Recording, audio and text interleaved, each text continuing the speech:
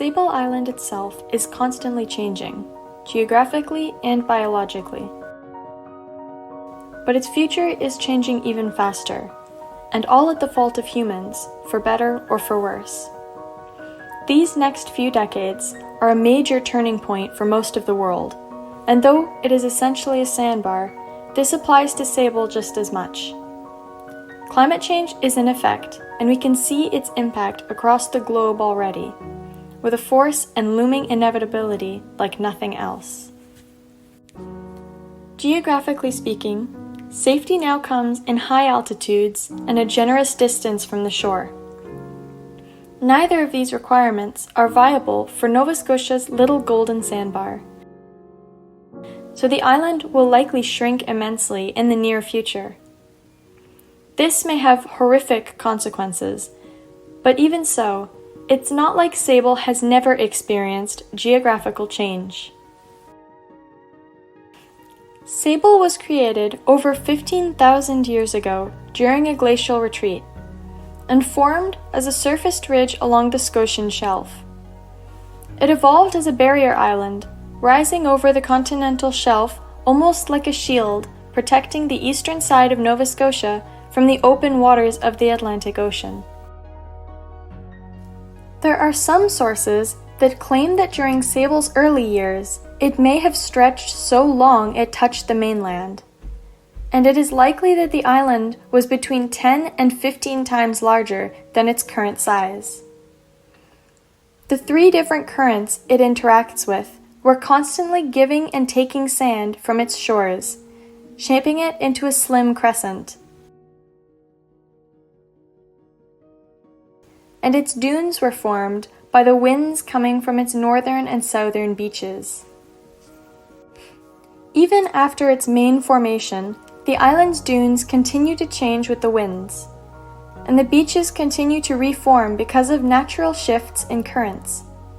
This being said, over the past 100 years or so, the island has continuously shrunken at an alarming rate. Pictures taken every decade or so since the early 1900s demonstrate the different shorelines of the island. Not just different shapes, but a drastic reduction in size as well. Again, this could be because of the lack of trees or large plants to bury roots into the body of the island and steady the sand. In this case, Sable is merely sinking back under the sea. It is also possible that the currents that eat away Sable's beaches have become more powerful than the currents that bring sand from the bottoms of the ocean to the island's shores. And the imbalance has caused Sable to lose more of its sand than it gains. There is another possibility, though, which happens to be the most likely, and that is global warming. As the sea levels rise, Sable is becoming engulfed by water, the beaches slowly disappearing. This is the most likely of the hypotheses, because the higher and faster the sea levels rise, the less of Sable we can see sitting above the water. In recent decades, the island has seen a decrease in size of up to 10 meters per year on its south side. This issue was evident even in the early 20th century, and in 1901, an attempt was made to plant trees on the island to stabilize it. Unfortunately, only one of them took root, becoming the sole remaining tree on Sable Island. Tide control solutions on the mainland include rock barriers at the edge of beaches and diversion canals, but on Sable, rocks would either sink into the sand or roll into the ocean, and there is nowhere for such a canal to diverge, with the entire island surrounded by sandy beach. With no suitable solution found so far, there is a sensible fear that the island may one day disappear altogether. The worst part is that this future may not be so far off. Predictions now state that the global sea level will rise a minimum of 2 feet or 60 centimeters by 2100. According to modern topographical maps of the island, most of Sable's beaches are only between 50 and 100 centimeters above sea level, meaning a good portion of them will cease to stay above water. This could lead to drastic changes, especially to the island's famous population of gray seals. There are roughly 400,000 gray seals that come to rest or breed on Sable Island each year, producing up to 80,000 seal pups.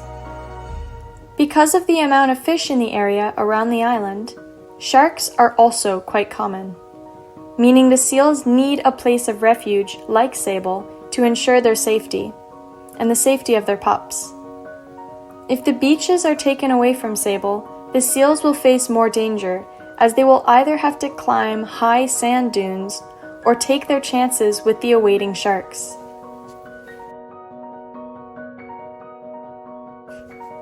Beyond the seals, the island itself will take a hit, with an estimated loss of 10 hectares of vegetated area by 2040, and an overwash of seawater in an area full of freshwater ponds. In January of 2015, the island experienced a phenomenon known as a weather bomb, in which one of the roadways became a surging river of ocean water, traveling terrifyingly far into the center of the island. A few years later, a PhD student from Dalhousie University traveled to Sable to monitor the effects of storms Dorian and Teddy, coming to the conclusion that when the island flooded, freshwater from the ground turned into concentrated seawater, and it took a long time for the salt levels to lower enough to be drinkable. This could cause massive problems in terms of the animals on Sable that depend on freshwater, such as the beloved horses. Though the freshwater table is resilient, and the island has undergone many changes during its life, it is difficult to determine where Sable will stand in the course of the next 80 years. Regardless of the many posing dangers, there are some guaranteed positives in Sable's near future, one of which may turn out to be key in eliminating the threats of climate change. The Nova Scotia offshore wind project is one that has been in planning for many years now, but began taking form in 2021. It is one step in a set of goals laid out by the provincial government. First, 80% of Nova Scotia's energy must come from renewable sources by 2030, with zero reliance on coal electricity. Second, Nova Scotia must reach net zero by 2050. Lastly, after the first few objectives are met, the province must regularly produce more energy than it consumes annually, selling all excess to other regions of the country. There have been many different approaches to the fulfillment of these goals over the past few years, but so far, the only one with real traction is the offshore wind project. Nova Scotia in particular is a nearly perfect candidate for offshore wind, and its success will set a good example for other countries. For starters, this little province harbors some of the world's highest offshore wind speed in its surrounding waters. Canada in general has the world's longest coastline, and the east coast has some of the windiest waters on the continent. Sable Island Bank alone could host up to 1,000 wind turbines, each one able to create enough to power 6.5 million Canadian homes. The timeline for this project has been scoped out to the end of 2024, and everything that was supposed to happen by this time has been successfully completed. Between 2021 and 2022, a geospatial analysis was carried out on Nova Scotia's near ocean spaces, essentially mapping the topography of the sea floor in the areas surrounding the province, mostly those on the eastern shore. In 2022, the government of Nova Scotia met with the European Union to discuss clean energy options. During that same year, they met with Indigenous communities, fisheries associations, offshore wind developers, as well as federal, provincial, and municipal governments. In 2023, they finalized the plan to have 6 offshore wind farms: Sydney Bight, Canso Bank, Middle Bank, Emerald Bank, the Eastern Shore, and Sable Island Bank. Throughout 2024, the Committee for the Regional Assessment of Offshore Wind Development in Nova Scotia has hosted a few public events that have discussed with the community the 6 potential areas for the wind farms. Regional assessment will be finished by September 2024, whereupon the public will be told which, if not all, of the 6 wind farms will be built. The turbines themselves would begin construction within the next few years. Sable Island Bank, specifically, is one of the world's best locations for a wind farm because of its shallow waters and consistent, strong wind. So it is likely that if the project passes the final inspections, the island will have a view of a wind farm on its west side. This is a good thing, as it would secure the island's importance and connection to the mainland, even to those who are not persuaded by its beautiful nature or rich history. It will also help save the island from a slow, watery death brought on from climate change. The more clean energy generated by the country, the less fossil fuels will be burned, which means fewer greenhouse gases sent into the atmosphere to heat up the planet. With a cooler planet, the ice caps will melt less, slowing and eventually stopping sea level rise, which in turn will keep Sable Island above the lashing waves. Despite the overwhelming positives in the plan for offshore wind farms, there is one pressing issue that cannot be ignored. The initiative may not be fast enough. With a lofty timeline that already stretches years into the future, and so many moving parts making delays and restarts likely, there are good chances that we may not see fully functioning clean energy units until the next decade. In response to this, one young Halifax graduate spearheaded a project in collaboration with the Friends of Sable Island Society, with the goal of shedding light on the conservation challenges facing the island. The Sable Island Conservation Initiative was created by a woman named Gillian Ramsay in 2023 as an entry for the Inspired by Sable Island Scholarship Award, which she ended up winning. Ramsay was originally from Toronto, but had moved to Halifax several years prior to receive her master's degree, which she completed in Resource and Environmental Management at Dalhousie University.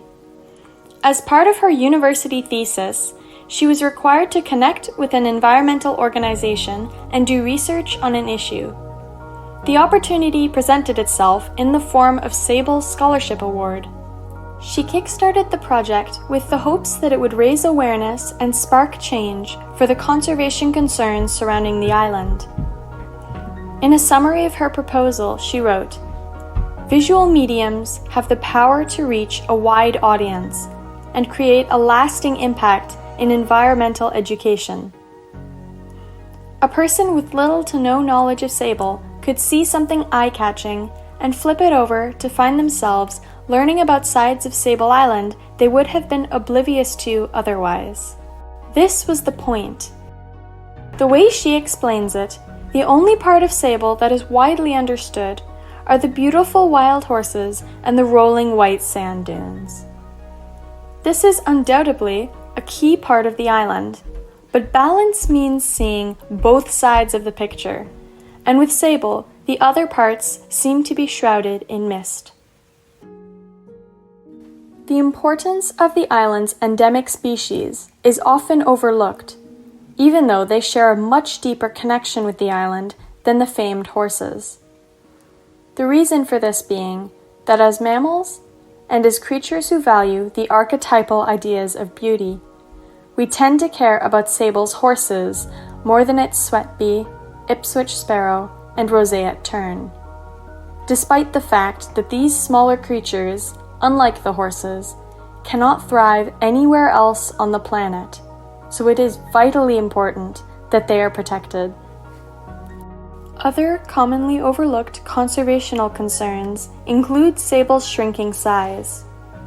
If it were to happen quickly, if there were immediate, obvious changes in Sable's shores between 1 year and the next, there would be more action and conversation. Unfortunately, it happens so slowly, and 2100 is too far into the future for most people to begin thinking about dangerous predictions. Then there's the ocean pollution. Uncountable plastic items that wash up on Sable's shores every day, on every side of the island. Sable has it particularly bad because of its placing among the great ocean currents. These mounds of garbage endanger the island's animals, cover Sable's beaches, and act as a reflection of the state of our oceans. To reflect this in a way that would be easily accessible to the public, Ramsay created postcards that explore the island's ecosystem and the urgent need for action surrounding the protection and preservation of the island.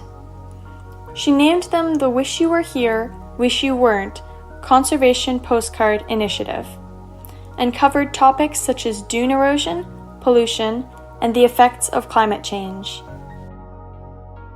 Each card has a different image of the island that shows both its beauty and highlights the dreary environmental concerns. They link to online infographics for access to more information about the conservation issues and efforts. The initiative now creates and distributes sets of these postcards locally across the province, as well as online, with the hopes that they will place themselves in hands that will learn about the island and learn why they need to care about both the good and the bad. All the proceeds made from the postcards are donated to future conservation efforts. It may seem small at first, just a selection of pretty postcards with one short sentence, but they spread knowledge across Canada about global warming and our negative impact on the natural world. Sable is going down gracefully, and would likely be called beautiful, wild, and pure until the day it is swallowed up by the sea.